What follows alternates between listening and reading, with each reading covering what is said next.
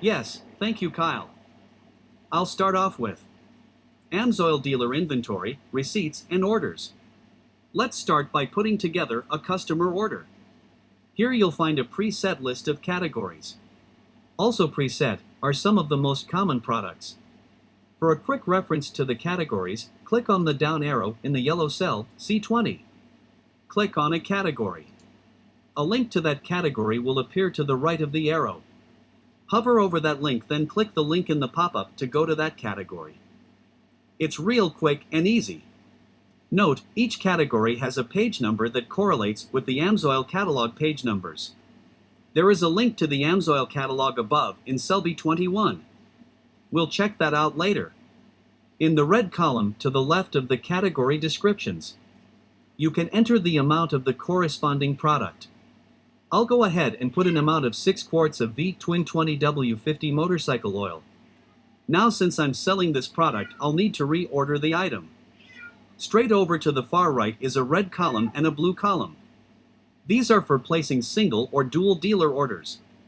I will enter 6 for 6 quarts of 20W50 in the red column to compensate for the sale. This will go in order A. I'll go over double orders later. Now let's scroll back to the top of the sheet. You will now see the products have been entered in the left customer receipt form and the order A of the dealer order form. In the customer receipt, the retail and preferred customer prices for each product are posted next to their descriptions. The PC savings for each product are posted in the middle in the white column. The product totals and total preferred customer savings are posted at the bottom. Now in cells H21 and I21 you can see 2 checkboxes. Check the box for 6-month preferred customer registration, or the other for 1 year. You can leave them blank for registered customers.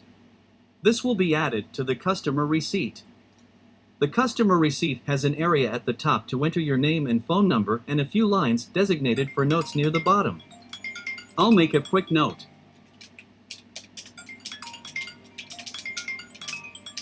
Okay, now just under the receipt is a link called Invoice. I'll click on it now. Everything you entered in the customer receipt is transferred here, including your notes. You can now either take a screenshot or print the receipt for your customer. Now let's go back to the Inventory tab and create a double order. You can either use the Back to Inventory link at the bottom of the receipt or use the Inventory tab at the far bottom. Let's direct our attention to the red and blue columns. These are the N and T columns. Note: only enter the products below row 24 and they will automatically appear above in the order form. Now I'll enter some random amounts in the red and blue columns for some random products.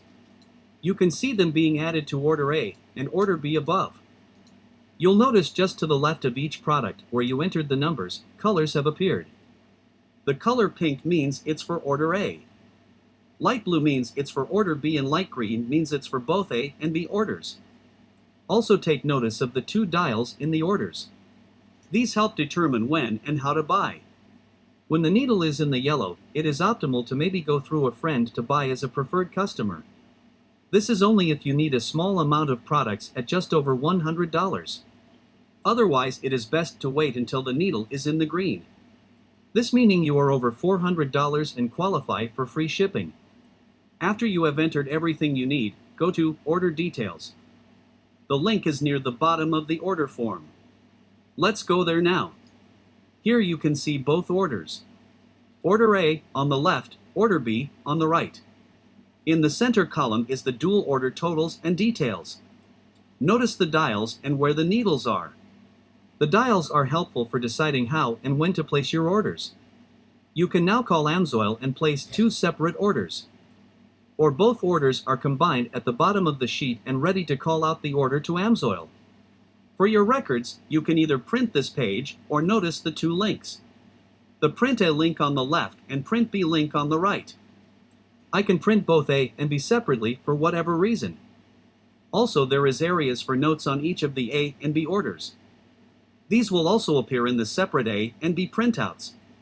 Okay, now let's go back to the inventory sheet.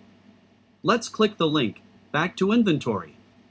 One more thing here I'll point out is a quick reference for double orders. These are just to the left of your inventory. That's it for double orders. Let's take a closer look at the inventory section. The blue and red section toward the right side of the sheet is your inventory section. Your desired inventory that you would like to keep on hand is marked with goal. In the goal columns, you will enter your desired inventory. This may change with seasons. It also may change depending on your customer base.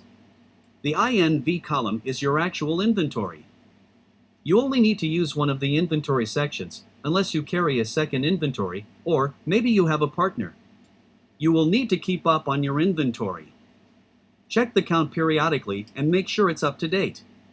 The light yellow cells in the INV/inventory column are an indicator that you are low on that product. Order the number of products to bring it back up to your goal. Now notice the 3 black columns with checkboxes. These are for marking a row. Think of these like a highlighter pen. It's just for marking different things for any reason. It's real handy for marking products in the full 3,000 plus inventory. I use it to mark products for future orders. Now let's take a look at the Search tab. I'll use the Search All link just below the customer receipt.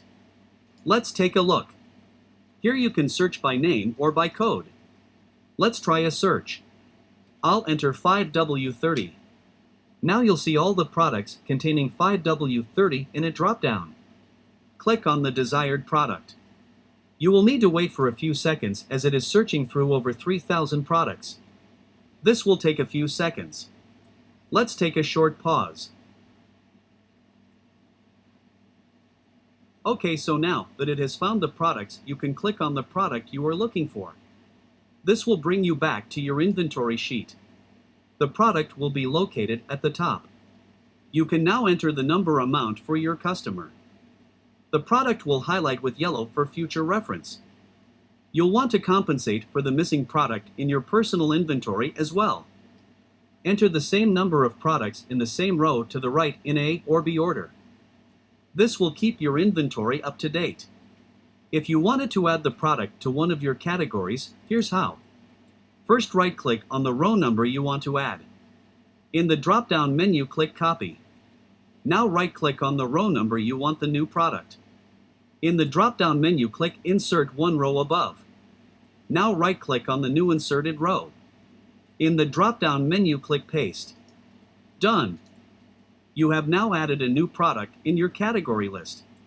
To remove a product from your category list, just click the row number and delete it.